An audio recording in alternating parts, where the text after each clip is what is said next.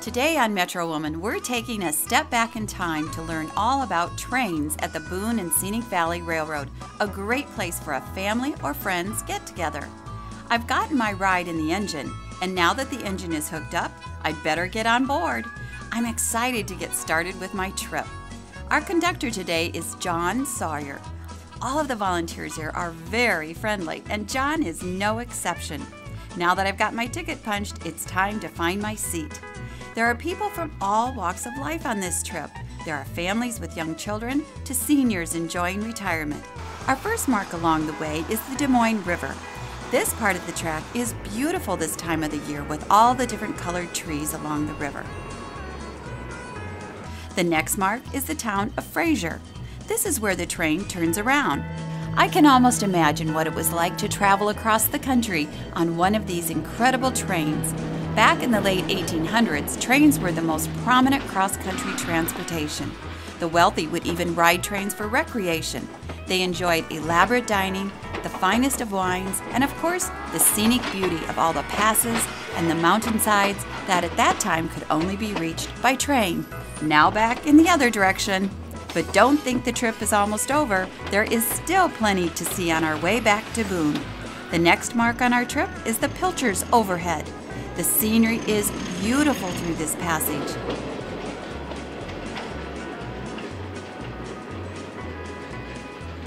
Now we're back at the depot. That was a beautiful trip, and I'm very glad you got to experience the colorful scenery with me. Now it's time to talk more with Fenner about the different trips the railroad has to offer. All right, you talked a little bit about family trips, like the Thomas the Train and the Sand Tower. So tell us about, like, say, for instance, the Polar Express. Tell us what the kids would expect on something like that. Okay, when we go out on the Sand Express train, which is our answer to the Polar Express, we get on board the train, and especially the night trains are the ones that are fun because the cars are lit up inside. Oh. We have readers on each car. They read the Polar Express. Mm-hmm. And when we get out across the high bridge to the North Pole, it's all lit up, and Santa's there waiting. Oh, fun. He comes through the cars. Each kid gets a silver bell. And while he's going through the cars, then the elves go through the cars, and they serve hot chocolate and cookies. I don't think this is just for kids. I think it probably brings the kid out in all of us. Yeah, it does. And a lot of the kids, a lot of the families come in pajamas, like in the movie. Oh, you're kidding. Oh, no, it's a great time. Gosh, how fun. It's a great time. Okay, so then you move from winter to your next ride was, did you say Easter? You have an Easter bunny? We have our Valentine dinner trains. Yeah, okay. have our Valentine dinner trains, and we usually run 4 or 5 of those. And that's a lot of fun. And that's that romantic, yep. and that's a little more the the grown up and so on. But and so that's really a nice train. It's a little classier for. And you have a food selection you get to pick from. Right, they have you have your choice between a prime rib dinner, marinated salmon steak, a roast pork loin, chicken marsala, and we do have an arrangement where you can bring 1 bottle of wine per couple. Oh, okay. So that's nice. You can do that. How nice. Oh. Then for the kids, and then Easter comes along. So tell us about the Easter ride. Yep, then Easter comes along, and a couple weeks before Easter we have the Easter Bunny train. And we just go out on a ride, and the Easter Bunny comes through the car and gives the kids treats. How neat. So this must take a lot of planning and a lot of volunteers to make all this happen. I mean, tell us about the organization here. Yeah, the volunteers make this happen. The Boone and Scenic Valley Railroad is very, very much volunteer run. And we have, I would say 200 volunteers, maybe more. Wow. And some of them give them a lot of time, some of them get a little time. Yeah. But we have 9 full-time paid staff and a couple part-time. And everybody works hard. My staff is wonderful. The volunteers are just great. They come in. We have some volunteers that are here, I know, 40 to 50 hours a week. Oh, but what a fun environment. I mean, to be around people having a good time and being out in the scenic area of the Midwest, my gosh. So if you're looking for a fun way to volunteer, I think this is the guy to talk to.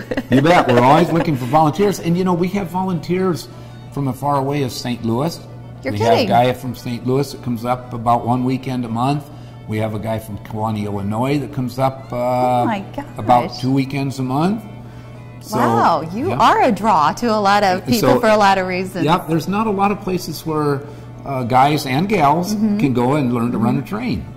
So they get to work in the train as far as driving the train? Right, our trains are all almost entirely run by volunteers. Wow. So they come in, they go through a very extensive training program. You know, I've been saying every time a month rolls around, you should try to do something different, something that you've never done before. I think driving a train would be a good one to do. I could add that to my list. You could add that to your list, driving a train. Oh, gosh. Well, Fenner, you've just been so fun to talk to, and I just can't wait to see more about the train. Well, we'll hope so, and we're glad to visit with you. Well, I always like to talk about the trains. Well, it sounds like it. Well, you're a good person to talk to. Well, thank you. You bet. More from the Boone and Scenic Valley Railroad after the break on Metro Woman. Today on Metro Woman, we're at the Boone and Scenic Valley Railroad. We've learned all about the different trips the railroad has to offer, plus we've looked at train cars, and I've even got the chance to be an engineer. But I'd like to learn more about the history of the depot and the railway. I'm sure Fenner can tell me everything I want to know. Fenner, all right, this is such a great place, but it had to have a beginning. So how did it get started? Well, the Boone and Scenic Valley Railroad, this portion of the railroad started in 1983. We're the Iowa Railroad Historical Society. We're actually a non-profit operating railroad museum. And it started back then. A guy in Boone here had a vision, and they were going to abandon this line. And he wanted to save the two great bridges out there, the Bass Point Creek High Bridge and the Des Moines River Bridge. And so they went to the abandonment hearing and had $5, as I understand, $5 in their pocket. And they ended up putting this Boone, at that time, Boone Railroad Historical Society together, went out and raised $50,000 to buy, I think it was about 11 miles of line, and it just kind of snowballed from there. They had 2,254 people gave whatever they could, $5, $10, $100, or whatever. And look how that came back to them and in such a rewarding way. You look, that was 26 years ago, and you look now and you think back to, my goodness, could they ever envision what was going to happen and how this was going? Now we have, over the years, have bought more and more equipment. We've, of course, added on to the depot, built a depot, added on to the depot, and purchased the last commercially produced steam locomotive in the world. Wow. And that's housed here. We got that in 1989. It was built in Datong, China, and shipped over here. So for a little museum in the Midwest, we have quite a piece of equipment and quite a piece of history as far as railroading. Boy, I guess you do. And so it's just continued on, and the volunteer base continues to grow, and it's just a wonderful, wonderful opportunity for people to be able to get into railroading and be around it. Well, and not only for enjoyment, but for history. So, and I think sometimes we need to hear a little bit more about the historical values here in the Midwest. Well, and this is true, and it's really interesting to see the grandfathers and grandmothers that come. And the grandfather, well, I worked on the Chicago Northwestern when I was a kid, and blah, blah, blah. And, you know, they go on. And now their kids are actually, or their grandkids or great-grandchildren are getting to ride a train and see kind of.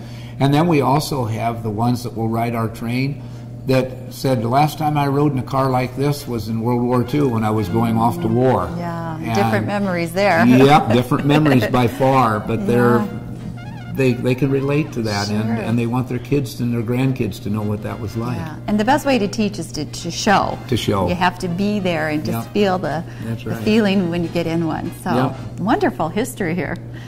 Well, I've had a wonderful day here at the Boone and Scenic Valley Railroad, and if you have any show ideas, please visit our website, www.metrowoman.tv, and let us know what you'd like to see.